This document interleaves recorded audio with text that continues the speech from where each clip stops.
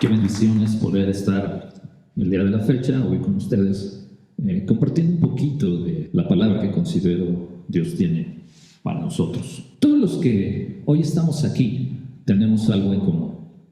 Sobrevivimos a la pandemia del COVID-19. Recuerdo que en medio de la pandemia comenzamos a escuchar que se estaba desarrollando la vacuna y la mayoría de las personas tenían una gran expectativa porque la vacuna estuviera lista. Y cuando se anunció que la vacuna estaba lista en algunos países, las personas que tuvieron la posibilidad viajaban a esos países para poder aplicársela. Y quienes no, bueno, la esperaban impacientes en cada uno de los países. En México, recuerdo, se hacían interminables filas para poder tener la aplicación de la vacuna. Podías pasar 4, 5, 6 horas para poder lograr que te aplicaran la vacuna. Sin embargo, hubo un importante número de personas que decidió no aplicarse la vacuna por diferentes razones. Se comenzaron a tejer diversas teorías del por qué no era bueno aplicarse la vacuna. Sin embargo, yo enfermé de COVID y estuve a punto de morir en parte por no haberme aplicado la vacuna. Pero bueno, en otro momento voy a contar parte de mi testimonio. Yo me pregunto, ¿por qué alguien no accedería a aplicarse la vacuna si esta vacuna podría salvar su vida? Además, los gobiernos la ofrecieron totalmente gratis. Sé que por ahí puede haber alguien que ya mismo está pensando en algunas de las razones por las cuales la gente decidió no hacerlo. Y pensando en esto, quise hacer una suerte de paralelismo aplicando la misma pregunta, pero al ámbito espiritual. ¿Por qué? Cuando una persona es expuesta al Evangelio de Jesucristo, ¿por qué decide rechazarlo? ¿Cómo es que alguien se atreve a despreciar el maravilloso regalo de la cruz? Cuando he tenido la oportunidad de compartir de Cristo, hago lo mismo que hacen los médicos. Primero les hablo de la patología de la enfermedad y después del tratamiento. Porque no tendría sentido que les hablara del tratamiento si aún no les he dicho la enfermedad. Es como si tú llegas al médico y el médico te ve y te dice, aplícate estas inyecciones. ¿Y para qué? ¿Y por qué sí? Como que no tiene sentido. Entonces, cuando visitamos al médico, nos pregunta normalmente, a ver, cuéntame cuáles son los síntomas, desde cuándo empezaron, y posteriormente nos hace una revisión. Si es necesario, nos manda a hacernos algunos estudios y finalmente nos refiere el tratamiento para que nos podamos aliviar. Pero tratándose del Evangelio, yo les hago algunas preguntas, tal como un médico hace cuando examina a un paciente. Por ejemplo, yo les pregunto, si en este momento te tocara morir, ¿dónde pasarías tu eternidad? ¿En el cielo o en el infierno? Por lo general, las personas me responden, bueno, yo creo que en el cielo. He sido una buena persona, de vez en cuando le doy una moneda al que limpia los cristales, trato de ayudar a alguien, trato de no meterme con nadie, ayudo a las personas mayores cuando puedo, mantengo bien a mi familia hasta donde la mente me da, trato de no decir malas palabras, aunque en momentos de nervios de repente se me escapan. Alguien por ahí dice, bueno, me emborracho, pero solo a veces, pero no me comporto mal, soy un borracho amable. No sé, me esfuerzo en el trabajo para darles lo más que pueda a mis hijos, soy un tipo que paga impuestos. En Semana Santa miro el Vía Crucis, no como carne, tomo ceniza y temas así. Entonces yo les digo, bueno, voy a hablarle a tu conciencia. ¿Sabes que la humanidad hemos creado leyes con el propósito de que se mejore la convivencia? Y hemos hecho algunas leyes que son de cientos o a veces hasta de miles de artículos. Sin embargo, la ley de Dios es muy abstracta y solo se compone de 10 artículos que se conocen como los 10 mandamientos. Y es en base a esta ley, en base a estos 10 mandamientos, que Dios nos va a juzgar el día en que muramos. Vamos a hacer un pequeño test, una pequeña prueba, en base a la ley de Dios, para que podamos determinar si somos o no somos buenas personas en base a cómo lo estableció Dios. Y tú que me estás escuchando, yo te invito a que en tu mente respondas estas sencillas preguntas. Pero hazlo en tu mente porque si por alguna razón estás acompañado, no te vayas a meter en problemas. Te anticipo. Mi respuesta a estas preguntas, a todas ellas, fue sí. La ley de Dios dice, no mentirás. La pregunta es, ¿alguna vez has mentido? Yo conozco la respuesta. Ha habido muchos estudios al respecto y nos dicen que de manera general los humanos decimos entre 2 y 200 mentiras al día. Y esto es por diferentes razones. Por quedar bien, por no molestar a un tercero, por evitar alguna consecuencia o por sentirnos bien. No sé, hay diferentes razones. Pero en general, los humanos mentimos decimos entre 2 y 200 mentiras por día. La ley de Dios dice, honra a tu padre y a tu madre. ¿Alguna vez has faltado el respeto a tus padres desde que tienes memoria? Yo sé que evidentemente en algún momento de nuestra vida hemos faltado a nuestros padres, ya sea en nuestra niñez, con los berrinches, o a lo mejor en nuestra adolescencia o juventud con nuestra rebeldía. ¿Y qué decir de las personas que pierden paciencia e insultan a los padres y los maltratan física o verbalmente ya cuando peinan canas? Tercera pregunta. La ley de Dios dice, no matarás. ¿Alguna vez has matado a alguien? Yo sé lo que estás pensando. Esta sí la tengo bien. No, jamás he matado a alguien. Esta sí la he cumplido. No te quiero desanimar, pero el Señor Jesucristo dijo, oíste que fue dicho, no asesinarás, y cualquiera que asesine será culpable de juicio. Pero yo os digo, cualquiera que se enoje con su hermano será culpable de juicio. Y entonces dime, ¿alguna vez te has enojado con alguien? Y esto es porque los estándares de la ley moral de Dios son muy, muy altos, casi imposible de cumplirlos. Y así podemos ir recorriendo los mandamientos uno a uno, y te aseguro que los hemos quebrantado todos. Entonces, evidentemente que si hoy morimos y Dios nos juzga en base a su ley, lo justo es que nuestro castigo sea el infierno. Lo único que acabo de hacer es darte un diagnóstico espiritual de que somos pecadores. Bueno, esa es la patología, pero ¿cuál es el tratamiento?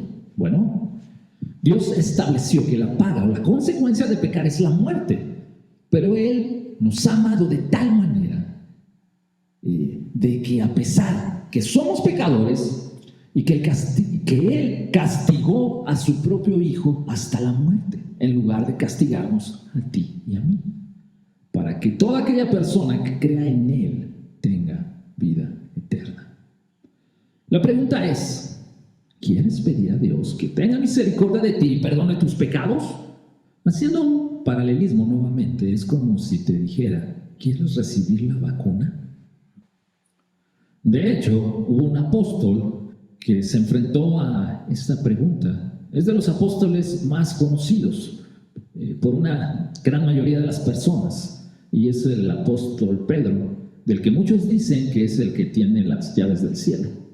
¿Puedes creer? ¿Puedes imaginarte que el apóstol Pedro, aquel apóstol del que un gran sector del cristianismo dice que sobre este apóstol se fundó la iglesia, ¿puedes creer que en algún momento de su vida haya rechazado a Cristo? Dice el evangelista en la Biblia, parafraseando, relata que el Señor Jesucristo estaba compartiendo sus enseñanzas y los seguía una multitud. Y estaba Jesús junto al lago de Genezaret. A unos metros vio a un grupo de pescadores, entre los cuales estaba Pedro. Y el evangelista nos da un detalle, dice que estaba lavando sus redes, porque habían pasado toda la noche pescando, pero no habían pescado ni un charal. Yo imagino la frustración, el coraje, la impotencia que debió sentir Pedro, junto con sus amigos, después de estar tratando de pescar por muchas horas y no pescar absolutamente nada. Es probable que él haya pensado, bueno, ¿y qué le voy a decir a mi mujer? ¿Cómo vamos a hacer para pagar la renta? ya no tengo dinero para comprar comida. ¿Cómo vamos a pagar los impuestos? Soy un inútil, me he esforzado, hice lo mejor que pude y fracasé miserablemente. Pero continúa la narración y dice que Pedro de repente levanta la mirada, yo creo que por el bullicio de todas las personas que seguían a Jesús, y el maestro lo mira y se dirige hacia él y le dice algo como Simón. Le dice Simón porque para los que no sabían, el nombre con el que sus padres nombraron al apóstol Pedro fue Simón, y fue el Señor Jesucristo el que lo llamó Pedro. Le dice: Simón, ¿puedo usar tu barca como plataforma para que más personas puedan escucharme? Imagino que Pedro dijo: bueno, al menos que mi barca sirva de algo. Entonces Jesús subió a la barca y comenzó a hablar del reino de los cielos. Pero se puede mirar que Pedro no podía escuchar el mensaje porque estaba ensimismado con sus problemas, pero se quedó ahí. Probablemente él continuó lavando sus redes en lo que terminaba de hablar el maestro. Tal vez pensaba: este hombre debe ser un hombre santo. Y parece que su enseñanza está buena porque mucha gente lo sigue. Pero a mí, ¿de qué me sirve escucharlo? ¿De qué me sirve escuchar del reino de Dios? Si seguramente, como a la mayoría de los fariseos, yo no les he importado ni un poquito, y mucho menos les importan mis problemas.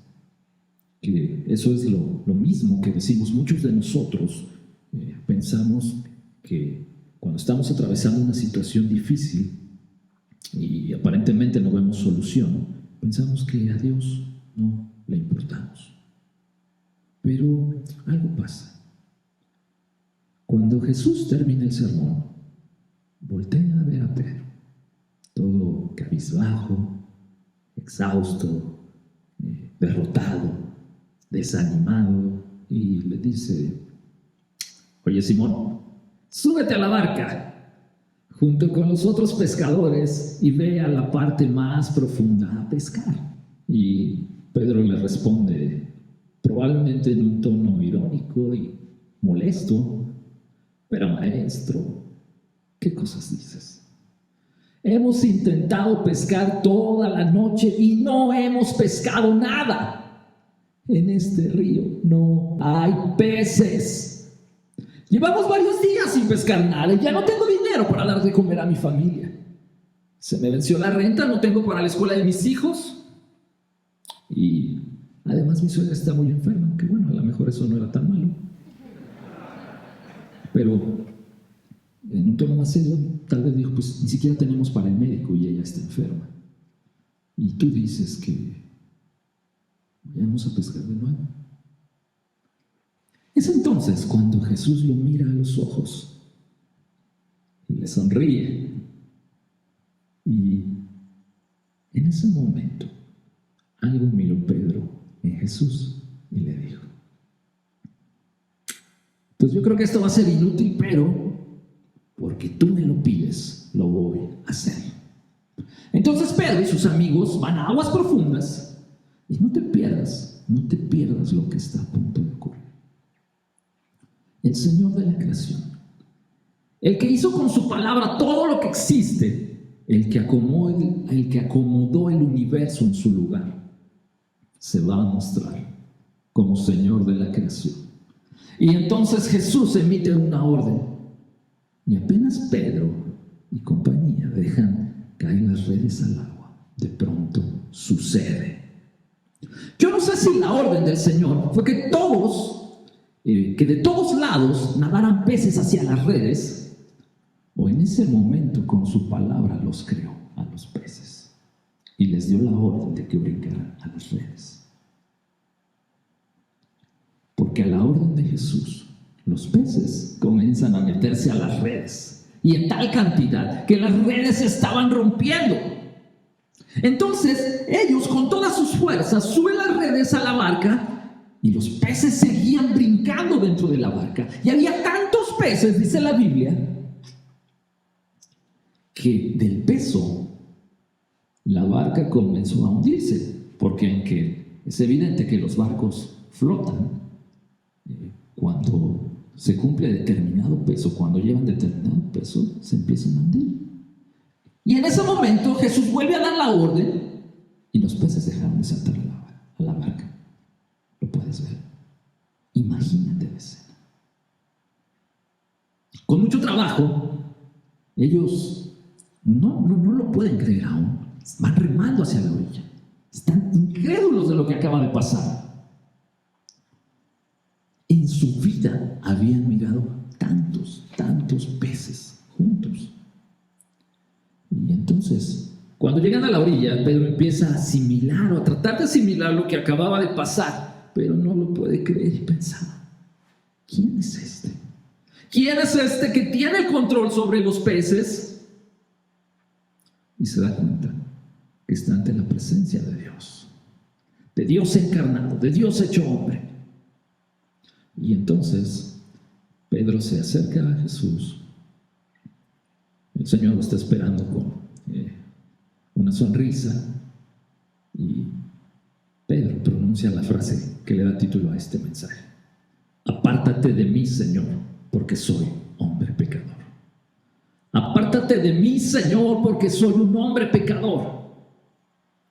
Y aunque nos parezca extraño, porque uno puede pensar lo natural o lo que yo hubiera hecho, me hubiera arrojado a sus pies, lo hubiera adorado, lo hubiera agradecido por el milagro que acababa de hacer, porque yo, siendo pescador, dependo evidentemente, para vivir de lo que pesque, y él acaba de salvar el día. Entonces yo lo hubiera invitado a casa, le hubiera preparado la mejor comida que pudiera preparar, y yo le hubiera dicho: quédate conmigo, Señor, háblame del reino de los cielos, qué sé yo. Pero no.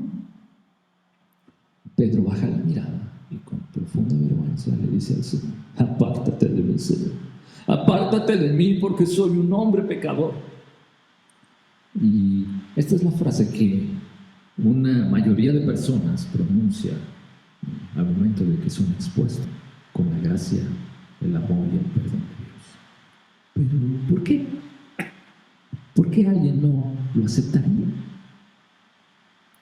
Porque cuando somos expuestos a la misericordia del Señor, nuestra conciencia muchas veces comienza a acusarnos y nos dice: por favor, no hay manera de que el Señor te acepte. Y nos llenamos de vergüenza, porque entonces vienen a nuestra mente todas esas cosas que hemos hecho. ¿Tú crees que el Señor te va a aceptar si la semana pasada le fuiste infiel a tu esposa con la secretaria? ¿Tú crees que Dios quiere saber algo de ti si hablas a las espaldas de tu jefe? O tal vez eres un borracho y maltratas a tu esposa y a tus hijos, y por consecuencia tu esposa te devuelve el favor cuando están en público y te ridiculiza. O tal vez mentimos constantemente para salirnos con la nuestra, y tal vez denigras a tus padres porque ya los ves ancianos y como que piensas que te están truncando tu vida. Haces trampa en tu negocio, vendes kilos de 800 gramos. El Señor no te va a aceptar porque anoche te la pasaste consumiendo pornografía y autosatisfaciéndote. No me digas, por favor, mujer, que Dios quiere algo contigo si cuando tu esposo no está, metes a otro hombre a tu casa. O si tú eres joven, tal vez tu conciencia te dice algo como: por favor, tú usas a las mujeres solo para satisfacer tus deseos y las engañas prometiéndoles cosas que no vas a cumplir, y después las desechas como si fueran un pañuelo descartado.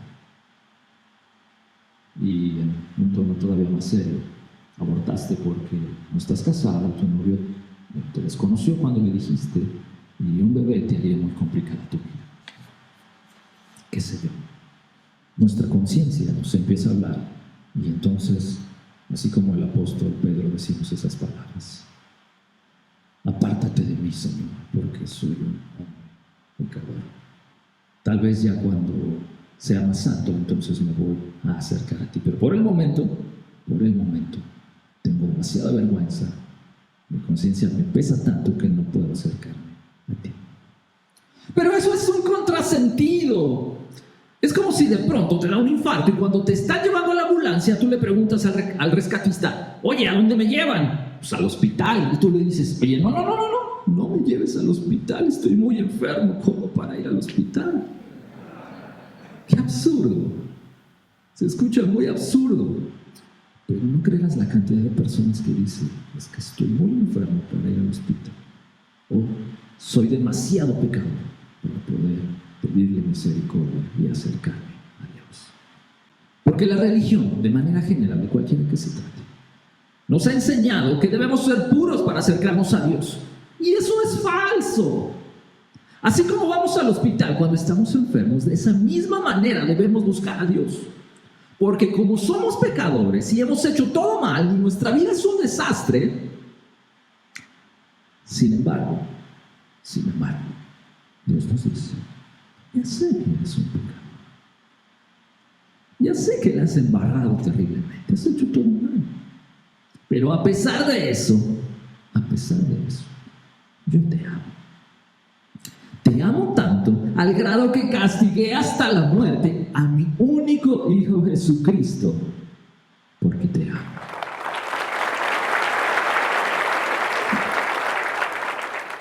Cuando yo tenía como 8 o 9 años, llegó una moda, la moda de andar en patines de 4 ruedas. Y el tema era buscar unos tenis viejos, ir al mercado de fierro, en el caso de San Felipe, y comprar las bases de metal. Comprabas las bases, comprabas valeros y comprabas llantas y te armabas tus propios patines. Y recuerdo que un sábado papá nos llevó a mi hermano mayor y a mí y nos compró lo necesario para armar los patines y nos ayudó a armarlos. Por supuesto, nosotros éramos solo niños. Y papá nos llevaba a un deportivo que está cerca para que aprendiéramos.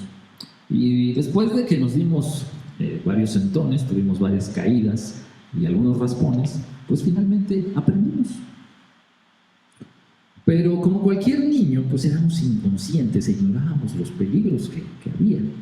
Y una de nuestras diversiones era ir a una avenida donde había topes. Entonces esperábamos que los autos se detuvieran por el tope y nos sujetábamos a la defensa. Y cuando comenzaba a acelerar el auto, nos soltábamos. Imagínate qué diversión.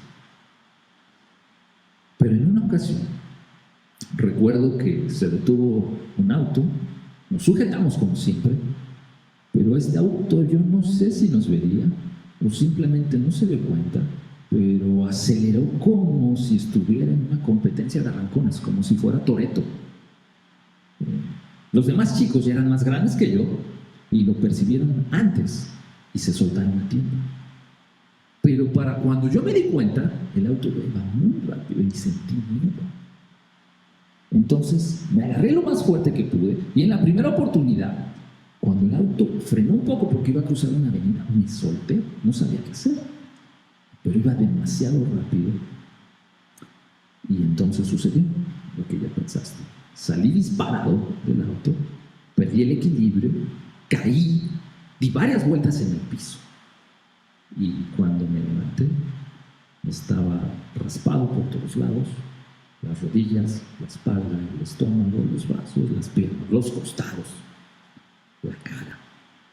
Y estaba todo lleno de tierra, sucio, con la ropa rota. Entonces se aproximaron mis amigos y, por pena, como a nosotros nos criaban para ser machos, no lloré, me levanté riéndome así como tú haces cuando te caes. Te fijas que nadie te haya visto y sigues tu camino. Pero yo me levanté riéndome como si hubiera sido algo divertido, pero la verdad es de que me morí de miedo. Y por dentro estaba llorando por el dolor de los golpes y los raspones. Recuerdo que ya era una tarde y llegué a casa todo raspado, todo mugroso, lleno de tierra por todos lados, con los pantalones, la playera rotos. No quería que mi mamá me viera, porque yo esperaba un terrible regaño o una buena golpiza, pero eso no era lo peor.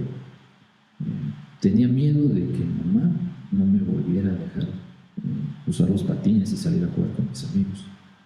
Así que me aguanté y simplemente llegué a casa, me metí a la regadera, pero yo no contaba, o yo no sabía que la sangre de los raspones iba a hacer que mi ropa se pegara a mi cuerpo. Y entonces yo intentaba despegarla, pero era muy, muy doloroso. Entonces hice lo mejor que pude, pero no pude despegar la ropa. Solo pude de algunos lugares, pero de otros ya no. Y entonces ya no aguanté el dolor y comencé a llorar. Para mi mala suerte, las cosas se pusieron peor. Mamá se dio cuenta y entró al baño. Yo esperaba lo peor. Esperaba gritos, regaños, uno que otro manguerazo. Y esa frase tan famosa que todas las mamás del mundo en algún momento nos dijeron: te lo dije. Te lo dije, ¿no? Como cuando te estás subiendo a un árbol y la mamá te dice: te vas a caer y ¡zas! Te caes. Y cuando te están pasando alcohol por el raspón, te dicen: te lo dije, te lo dije. Te lo dije. Yo esperaba eso. Sin embargo, mamá, en completa tranquilidad, pero algo asustada, yo lo pude notar, me preguntó: ¿qué te pasó? Mamá, me caí. Y seguía llorando. Y ella empezó a decir: ah, mi hijo. Y tiernamente me abrazó, abrió la regadera, entibió el agua, me metió. Y cuando ya estaba remojada la ropa, yo no sabía que con el agua se iba a despegar más fácil, pero mi mamá sí lo sabía, obviamente. Ella con mucho cuidado comenzó a despegarla de mis heridas. Me bañó y luego me puso ese remedio maravilloso que se llama mertiolate. Pero no del rojo, porque el rojo arde terriblemente, que cuando te lo ponen te quieres revolcar del ardor, pero no. Ella me puso un mertiolate de color transparente, de ese que no arde. Curó mis heridas, me vistió, me sirvió de comer y después me arropó y me puso en un sillón y me encendió la tele en las caricaturas. Cuando yo preparaba este mensaje, Dios trajo a mi memoria ese episodio de mi vida. Y creo que así es el amor y la gracia de Dios. Hoy tú puedes disfrutar de ese amor de Dios. No importa cuán sucio, cuán herido, cuán maltratado estés. No importa que tu vida sea un desastre. No importa que te hayas equivocado a gran escala. Si estás mirando o escuchando este mensaje es porque Dios quiere que tú puedas experimentar de su amor. Y Dios sabe cómo es tu vida. Dios la conoce. Y si hoy decides acercarte y pedirle misericordia, no te vas a encontrar con un te lo dije, ni acusaciones o regaños. Hoy vas a encontrar un Padre tierno y amoroso que te quiere abrazar y quiere curar tus heridas e invitarte a disfrutar una vida nueva en Él. Y de la misma manera en que en aquella ocasión mamá me quitó toda la amor que tenía, lavó mis heridas y me curó, hoy Dios quiere hacer lo mismo por ti. Así que si Dios te ha tocado, si hoy tú decides que quieres pedir a Dios misericordia, que perdone tus pecados y que te dé la seguridad de que si hoy te toca partir, tú puedas disfrutar de una eternidad con Él. Yo te invito a que, si puedes hacerlo, solamente cierra tus ojos y en tus propias palabras dile a Dios: Dios, quiero disfrutar de tu amor. Necesito tu perdón. Quiero que perdones mis pecados. Ten compasión de mí. Tú puedes hacerlo. Hazlo en este momento. ¿Sabes? Nosotros, ninguno de nosotros, si hay algo en lo que podemos tener confianza de que no sabemos cuándo va a pasar, es la muerte. Pero todos vamos a morir. Y la muerte no respeta edades. Cuando Dios determina, mueren bebés. mueren nenes, mueren niños, adolescentes, jóvenes, adultos y ancianos. La muerte no conoce edades. Y